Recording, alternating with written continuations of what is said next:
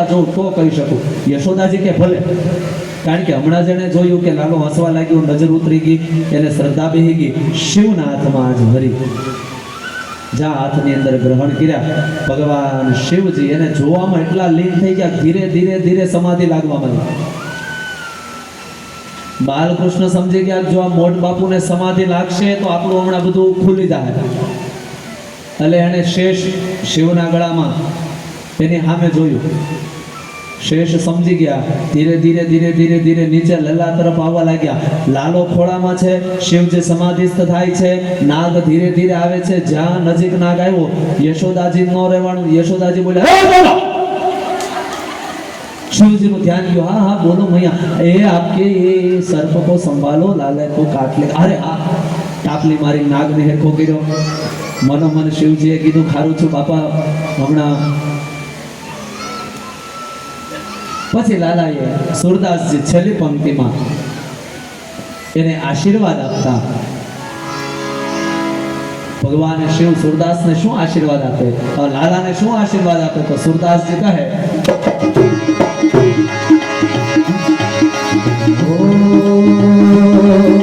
पंचदेव परिक्रमा करके श्रीनाथ बजायो, सूरदास बलिहार कन्हैया जुग जुग जीत बजायो.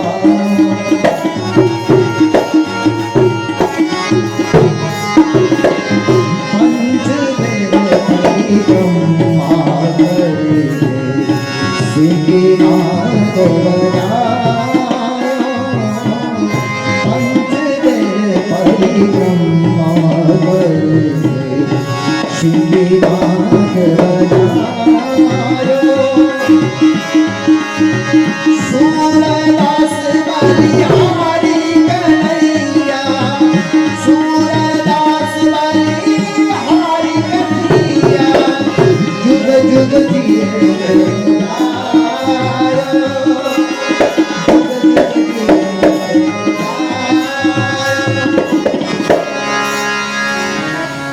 હે માં, આનું તો બહુ મોટું આયુષ્ય છે, બહુ મોટો રાજા થશે, બહુ મોટી નામના કમાશે, યશસ્વી થશે, સોનાની નગરી બનાવશે.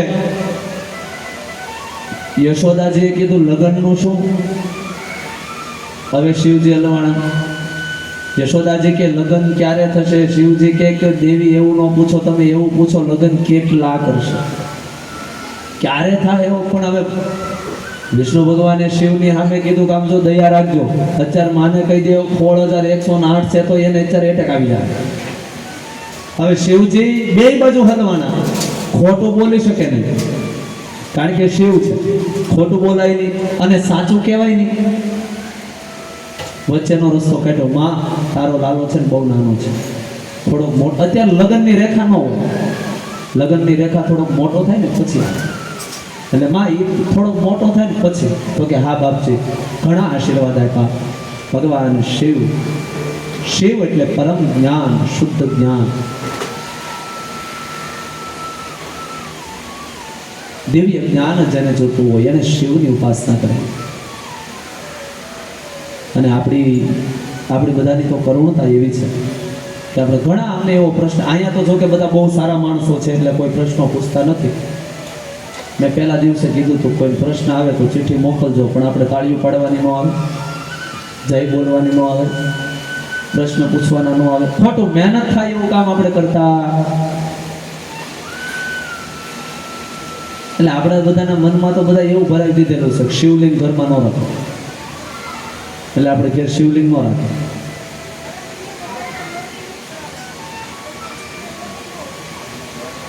એ તો સાચું છે.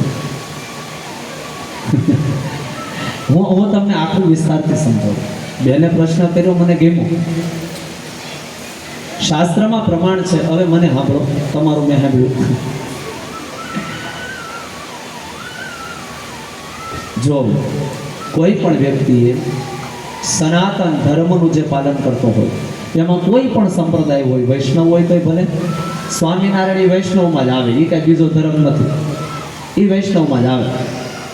શાક્ય હોય તો મૂળ સંપ્રદાય 5 છે: ગાણપત્ય સંપ્રદાય, શાક્ય સંપ્રદાય, વૈષ્ણવ સંપ્રદાય, સૂર્ય સંપ્રદાય અને શૈવ સંપ્રદાય, આ મૂળ 5 જ સંપ્રદાય છે. કોઈ પણ સંપ્રદાયના મૂળમાં વિષ્ણુ છે. એકો દેવો કેશવો વા શિવો વા. કોઈ પણ સંપ્રદાય, સ્વામિનારાયણ, વૈષ્ણવ, રામતીર્થ, પ્રણામી, સ્વાધ્યાય, આ કોઈ પણ લેજો, બધામાં છેલ્લે વિષ્ણુ છે. વિષ્ણુના અલગ અલગ અવતારોની જ પૂજા છે. અને સ્વામિનારાયણ સંપ્રદાય પણ આપણે પહેલા સમજ્યા કે મૂળ ઉદ્ધવ સંપ્રદાય છે. મૂળ એ વિષ્ણુની, કૃષ્ણની પૂજાનો જ સંપ્રદાય છે. મૂળ 5 સંપ્રદાય છે. તમે કોઈ પણ સંપ્રદાયની પૂજા કરતા હો, કોઈ પણ ધર્મને માનતા હોય, જો સનાતની હોય તો એને આ 4 દેવતાઓની પૂજા, 5 દેવતાઓની પૂજા કરવી જોઈએ. એની અંદર આવે ગણેશ, ગણેશમ જગદંબા ચ રાધા કૃષ્ણ તથૈવ ચ ગ્रहेशम શંકરમ ચૈવ પંચૈતાંતં નમામ્યહમ. ગણપતિ, માતાજી, વિષ્ણુ ભગવાન, શિવજી અને સૂર્યનારાયણ, આ 5 દેવતાઓની પૂજા દરેક સંપ્રદાયમાં છે. અને કદાચ જે લોકો કદાચ કહેતા હોય કે અમે તો સ્વામિનારાયણ સંપ્રદાય કે સ્વામિનારાયણ ધર્મ, જો કોઈનો વિરોધ નથી કરતો, મેં પહેલાં કીધું કે આ વ્યાસપીઠ કોઈના વિરોધ માટે નથી. એ લોકો ઘણા બધા એમ કહે છે કે અમે આને માનીએ તાને ન માનીએ, આને માનીએ તાને ન માનીએ, બરાબર. તો સ્વામિનારાયણ સંપ્રદાયનો મૂળ ગ્રંથ છે શિક્ષાપત્રી. શિક્ષાપત્રી જે પણ સંપ્રદાય એને ફોલો કરતા હોય,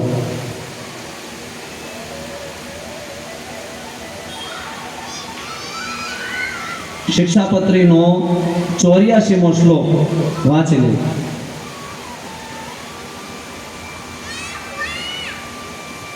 શિક્ષાપત્રી જે સ્વામિનારાયણ સહજાનંદ મહારાજે જે લખી છે એનો 84મો શ્લોક એકવાર વાંચી લે.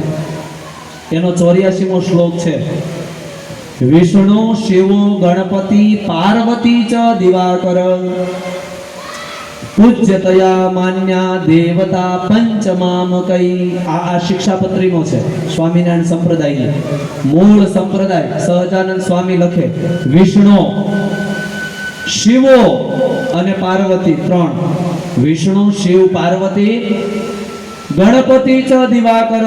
ગણપતિ અને દિવાકર એટલે સૂર્ય. આ 5 દેવતાઓની પૂજા કરવાનું સહજાનંદ સ્વામીએ સ્વયં કીધું. અને એના જ કોઈ મહાનુભાવો બધા થઈને એમ કે અમે તો આની પૂજા કરીએ અને આને ન માનીએ, તો હવે તમારે નક્કી કરવાનું સાચા કોણ, સહજાનંદ સ્વામી કે જે આ બોલે એ. હું કોઈનો વિરોધ નથી કરતો. મૂળ ગ્રંથ શું કહે છે આ હું નહીં હો, સહજાનંદ સ્વામીની શિક્ષાપત્રી કે. બીજા ઘણા બધા ગ્રંથો છે. વૈષ્ણવ સંપ્રદાય ગણેશમ જગદંબા ચ રાધા કૃષ્ણ તથૈવ ચ ગ્रहेशम શંકરમ ચૈવ પંચાયતંતં નમામ્યહમ. દેવી ભાગવત આરોગ્યાર્થે યુજ્યત ભાનુ શાંતિર્થે શક્તિ પૂજ્યતે ઐશ્વર્યાર્થે યુજ્યત વિષ્ણુ મોક્ષાર્થે શિવ અર્ચયેત. સ્કંદ પુરાણ અક્ષતાન ન ચરેત વિષ્ણુ ન તુલસ્યા ગણાધિપ ન દુર્વૈર્ય જતે દેવી બિલ્વપતરાર્મ ભાસ્કર. આવા હું તમને 20 શ્લોક કહી શકું કે આપણા બધા ગ્રંથમાં 5 દેવતાઓની પૂજાનું પ્રમાણ છે. એટલે જીવનમાં જો સુખી થવું હોય તો દરેક વ્યક્તિએ આ 5 દેવતાઓની પૂજા કરવી. જેમાં ગણપતિ, આ 5 દેવતા શું છે? આપણા શરીરના 5 અંગ છે, 5 તત્વ છે. આપણું 5 તત્વ પૃથ્વી, જલ, તેજ, વાયુ અને આકાશ. આ 5 તત્વથી આપણું શરીર બનેલું છે. એમાંથી સૌ પ્રથમ આવે પૃથ્વી તત્વ. પૃથ્વી તત્વના માલિક છે ગણપતિ. આપણા પગથી લઈ અને સાથળ સુધીનો ભાગ આ પૃથ્વી તત્વ છે. પૃથ્વી તત્વનો બીજ છે લમ, જેને ગોઠણ દુખતા હોય, પગમાં વાયુ હોય, એને ગણપતિની પૂજા કરવી અને પગ ઉપર હાથ ફેરવી ઓમ લમ ઓમ લમ ઓમ લમ. આવું સવારે અને સાંજે ખાલી 16 વાર કરે ને 11 દિવસમાં એના ગોઠણનો દુખાવો બંધ થઈ જાય. કારણ કે પૃથ્વી તત્વ છે અને એ ગણપતિ તત્વ છે. આ યાદ રાખજો, તમને કારક ઉપયોગમાં આવશે. અને કદાચ તમને યાદ ન રહે તો આપણા રામદેવ સાવંત જયસુખભાઈ, એની ચેનલ છે રામદેવ સાઉન્ડ, એની અંદર એ કથા અત્યારે લાઈવ છે. આ કથા એમાં લાઈવ છે રામદેવ સાઉન્ડમાં. તો એની પ્રોફાઇલમાં જઈ યુટ્યુબમાંથી આ કથા પાછી બીજી વાર સાંભળી લેજો. તમને કદાચ યાદ ન રહે તો એમની યુટ્યુબ ચેનલમાં જોરદાર તાળીઓથી વધાવો, તમારી માટે તેની લાઈવ કરે રામદેવ સાઉન્ડ, એમાંથી એકવાર સાંભળી લેજો. દુર્વા લેવાની, ગણેશજીને ચડાવવાની, ગંગ ગણપતે નમઃ એ મંત્રનો જપ કરવાનો, ઓમ લમ પગ ઉપર હાથ ફેરવવાનો અને પછી દુર્વા ખાઈ જવાની. આવી રીતે તમે 11 દિવસ કરો, પગની બીમારી ન થાય. બીજા નંબરના તમે આવો, કમરથી લઈ અને નાભી સુધીનો ભાગ એ છે ને જળ તત્વ છે. સૌથી વધારે પાણી ત્યાં હોય. કોઈને અપચો રહેતો હોય, પેટમાં નાની મોટી સમસ્યા રહેતી હોય, સ્ત્રીઓને એમના સમયમાં સમસ્યા રહેતી હોય, તો એના માટે જળ તત્વના અધિપતિ છે નારાયણ વિષ્ણુ. તુલસીનું દલ, તુલસી પત્ર વિષ્ણુ ભગવાનને ચડાવી તુલસીનું પાન ખાવું. અને જળનો બીજ મંત્ર છે વમ. પેટ ઉપર હાથ રાખી ઓમ વમ ઓમ વમ, આ મંત્રનો જપ સવાર સાંજ 16 વખત કરવો. પેટની કોઈ સમસ્યા ન થાય. સ્ત્રીઓને પણ એના સમય દરમિયાન પીડા ન થાય, કારણ કે જળ તત્વ છે, વિષ્ણુ એના અધિષ્ઠાતા છે. આ આપણા શાસ્ત્રમાં આખી પૂજાનો આખો ક્રમ છે, પણ આપણે બધા આની પૂજા કરવી ને આની ન કરવી ને એમાં ભાગલા પાડી પાડીને દુઃખી થાય. એમથી આગળ આવો, નાભીથી લઈ અને કંઠ સુધીનો આ વાયુ તત્વ છે. જેને એસિડિટી રહેતી હોય, કફ રહેતો હોય, હાર્ટ એટેકની સમસ્યા હોય, લોહી જાડું પતલું થતું હોય, હૃદય પોળું પડતું હોય, આ લોકો આ વાયુ તત્વ છે. અને વાયુ તત્વના અધિષ્ઠાત્રી છે મા ભગવતી જગદંબા શક્તિ. તમે જે માતાજીને માનતા હોય, માતાજી બધા એક જ છે, શક્તિમાં ક્યાંય ભેદ છે નહીં. પણ એક યાદ રાખજો કે તમારા કુળદેવી સિવાય તમારો કોઈ દેવ ઉદ્ધાર કરી શકતું નથી. જ્યારે તમે તમારા કુળદેવીનો હાથ છોડશો ત્યારે જગતનો કોઈ દેવ તમારો હાથ નહીં પકડે. ઘણા એમ કે કાંઈ મોગલમાં એ જાય, મેલડીમાં, બધી દેવીઓને વંદન, હું વિરોધ નથી કરતો, પણ પહેલા તમારી કુળદેવી પાસે જાજો. કારણ કે તમે કોઈ પણ દેવને પૂજો, તમે જોજો કદાચ તમે કોઈ બીજા ભૂવા પાસે દાણા જોવરાવા જાઓ, કારણ ટ્રાય કરજો, કોઈ પણ મોટાથી મોટો ભૂવો હોય એની પાસે તમે દાણા જોવરાવા જાઓ તો પહેલા શું કહે, હું તમારા માતાજીની રજા લઈ લઉં. તમારા કુળદેવીની રજા વગેરે એ શક્તિ મૂકશે નહીં. તો મૂર્ખાવ આપણે ત્યાંથી સમજી જવું જોઈએ કે આ એની દેવી આપણી દેવની રજા લેતા હોય તો આપણે આપણી દેવ છોડીને અહીંયા આવ્યા. કુળદેવી સિવાય ઉદ્ધાર નથી. તમારા કુળદેવીને માનવું જે હોય. આ બધી દેવી પૂજવી કોઈનો વિરોધ નથી, વિરોધ કોઈનો નથી, પણ પહેલા તમારા કુળદેવી. અને જેટલું ફળ તમને તમારા કુળદેવી આપશે એટલું બીજું કોઈ નહીં આપે. સાહેબ, માં જેટલું હાંસવે ને એટલું પારકી નાર ન હાંસવી કે. એ કુળદેવી સાહેબ આપણી કુળની માં છે, અને એનો છેડો માને ધાવવાની જગ્યાએ માસીને ધાવવા જાવ કેટલું શોભે. આ એના જેવી વાત છે, માનો સાથ ન છોડો. તો ઈ વાયુના અધિષ્ઠાત્રી દેવી છે, અને એનો બીજ છે યમ. ગમે એવી એસિડિટી હોય, યમ મંત્રનો જપ કરો, માતાજીની ઉપાસના કરો, તમને બીમારી ન આવે. એનાથી આગળ આવો, ગળાથી લઈ અને મસ્તક સુધીનો ભાગ તેજ તત્વ. આંખ હોય પણ દેખાતું ન હોય તો, કાન હોય સંભળાતું ન હોય તો, મોઢું હોય બોલાતું ન હોય તો, આનો તેજ એના અધિષ્ઠાતા છે સૂર્યનારાયણ. આંખમાં નંબર હોય, બોલવામાં તતત થતું હોય, કારણ વધારે પડતું બોલાઈ જતું હોય, ન બોલવાનું બોલાઈ જતું હોય, એની માટે સૂર્યની ઉપાસના છે. અને તેજનો બીજ મંત્ર છે રમ. રમ મંત્રનો જપ કરવો જોઈએ. અને છેલ્લે આકાશ તત્વ. છોકરાઓને ભણવું, યાદ શક્તિ અત્યારે તો મોટી સમસ્યા છે. 10માની ને 12માની પરીક્ષા આવે ને, છોકરાઓ કરતા માતા પિતાને જે ટેન્શન હોય ને, ઓહો. બધાને એક બહુ નાની વાત કહી દઉં, છોકરા ભણવામાં પહેલો નંબર આવે એવી સાંભળવી. છોકરા જ આપણે તો એની પહેલા હું તમને પહેલા આ વાત કરી લઈ, 5 દેવતાઓની પૂરી કરી લઈ, પછી તમને વાત કરું. તો એ છે આકાશ તત્વ, અને આકાશ તત્વના અધિષ્ઠાતા છે શિવ. શિવની ઉપાસના કરો. હમ મંત્રનો 16 વાર જપ કરવો, મસ્તક ઉપર હાથ રાખી શિવની ઉપાસના કરવી.